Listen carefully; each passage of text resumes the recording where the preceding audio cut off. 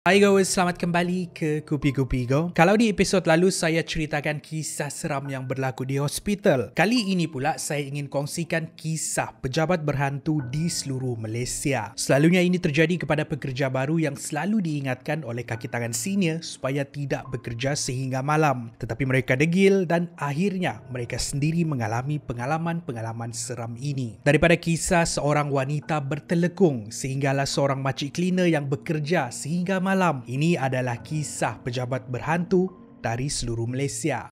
5. Kisah bunyi selipar basah.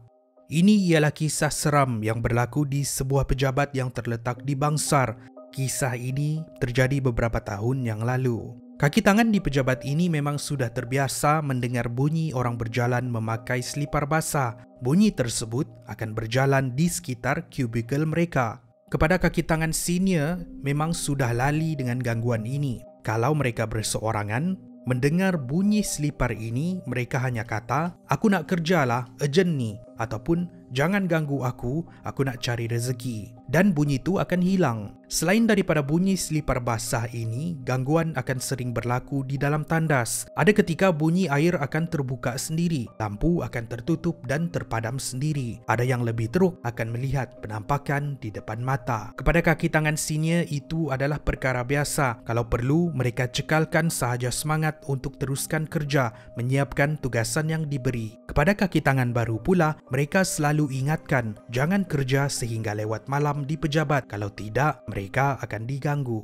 Kisah keempat, siapa yang pakai telekung tu? Kisah ini berlaku di sebuah pejabat yang terletak di Cyberjaya. Berlaku kepada seorang wanita yang baru berpindah ke pejabat yang baru. Sudah beberapa kali dia diingatkan oleh rakan senior yang lain, jangan kerja sehingga malam. Tapi disebabkan sudah terbiasa di pejabat lama, memang sudah menjadi tabiat dia untuk balik lewat. Di pejabat mereka ni ada seorang yang ditugaskan untuk memegang kunci. Dengan itu, orang ini harus datang lebih awal dari kaki tangan yang lain. Kalau ada yang balik lambat, dia terpaksa tunggu. Sehinggalah ada satu malam, wanita ni bekerja sehingga pukul 7.30 malam. Sedang sibuk menyiapkan kerja, dia dikejutkan dengan seorang wanita yang bertelekung lalu di depan bilik pejabat dia menuju ke arah stor. Kalau waktu pagi, memang tidak hairan sebab bilik stor pejabat memang digunakan sebagai surau. Tapi ini waktu malam, memang jarang sekali ada yang masih di pejabat selain dia. Semasa wanita bertelekung tu melintas, dia ada menegur, tak balik lagi. Tapi teguran itu tiada jawapan. Yang keluar daripada wanita bertudung tu adalah suara yang berdengus. Tergerak hati wanita ini untuk menyemak siapa di stor. Tapi sebelum tu dia pergi ke tandas untuk menyemak, betulkah ada orang yang mengambil air wudu untuk solat. Setibanya dia di tandas, dia merasa pelik bila lantai tandas kering. Pada masa yang sama dia terdengar bunyi barang-barang seperti diselerakan di dalam stor. Dia pun mengorak langkah menuju ke stor dan masuk ke dalam. Tapi tiada sesiapa yang berada di situ. Perasaan wanita ini sudah berdebar, menyangka ada sesuatu yang tidak kena. Dia cuba menelefon pemegang kunci pejabat yang berada di tingkat lain, tetapi panggilannya tidak dijawab. Dengan itu wanita ini memutuskan untuk mengemas barang dan pulang. Tapi apa yang lebih menyeramkan, bila dia mahu keluar dari pintu utama pejabat, pintu terkunci. Wanita ini mula panik. Setelah cuba untuk menelefon beberapa kali, akhirnya panggilan dia dijawab oleh pemegang kunci pejabat. Rupa-rupanya pemegang kunci pejabat tiada di bangunan tersebut. Dia membaiki motor yang rosak di tengah jalan. Akhirnya pintu pejabat dibuka dan mereka keluar dari situ. Pada waktu inilah wanita tadi menceritakan apa yang terjadi. Rupa-rupanya itu adalah satu insiden yang biasa. Menurut pemegang kunci tadi, kawasan pejabat mereka ini memang keras. Itulah tiada siapa yang berani untuk berada di pejabat selepas habis bekerja pukul 6 petang. 3. Kisah tak takut ya. Kisah ini berlaku kepada seorang wanita yang bernama Anis, bukan nama sebenar. Ia berlaku di pejabat tempat kerjanya. Ada satu ketika, disebabkan tugasan pejabat banyak yang perlu disiapkan, dia memutuskan untuk bekerja sehingga malam. Anis tidak tahu sampai pukul berapa dia akan berada di situ berseorangan. Tetapi pada pukul 8.30 malam, seorang pekerja pembersihan melintasi kawasan meja dia dan bertanya, tak balik lagi, malam-malam di sini berseorangan bahaya sikit. Anis mendongak ke atas dan melihat seorang makcik cleaner yang dia tidak pernah lihat sebelum ini. Dia menjawab sambil tersenyum, taklah makcik, dah biasa, saya tak takut. Makcik tu jawab, oh, tak takut ya. Sebelum dia berlalu pergi. Masa tu Anis tak fikir benda yang bukan-bukan. Dia hanya fokus untuk menyiapkan tugasan. Tidak sehingga beberapa minit kemudian dia terfikir, mana ada pekerja pembersihan yang bekerja sampai lewat malam di dalam pejabat ni. Anis sekali lagi mendongak kepalanya melihat sekeliling. Kalau-kalau makcik itu masih ada, dan dia perasan di penjuru pejabat.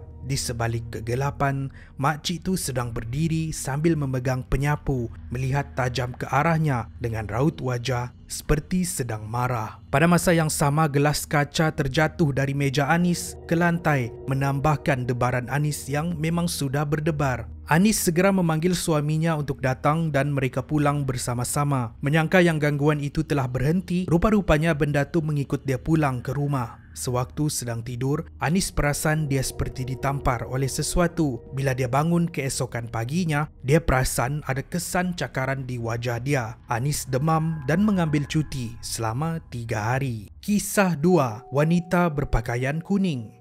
Kisah ini berlaku di sebuah pejabat yang terletak di ibu kota. Sering berlaku semasa shift malam. Seorang pekerja lelaki yang bernama Fikri, bukan nama sebenar, mahu turun dari tingkat atas ke tingkat 4. Bila lift terbuka, dia perasan ada seorang wanita yang berbaju kuning sudah berada di dalam lift sambil kepala dia tertunduk ke bawah. Fikri masuk ke dalam lift dan menekan tingkat 4. Dia perasan wanita tersebut telah menekan butang untuk pergi ke tingkat 5. Ketika di dalam perjalanan turun, Fikri merasa hairan sebab selalunya pekerja-pekerja wanita shift malam akan berkumpul di tingkat kedua dan tiada siapa yang akan naik ke tingkat atas kecuali berteman. Lift yang mereka naiki ini dikelilingi oleh cermin. Tergerak hati Fikri untuk menyapa wanita ini. Tapi sebelum dia membuka mulut, dia perasan di cermin tiada pantulan wanita ini. Fikri membatalkan niat dia dan sebaik sahaja pintu lift keempat terbuka, dia kelam kabut keluar dan berlalu pergi. Sebelum pintu lift tertutup sepenuhnya,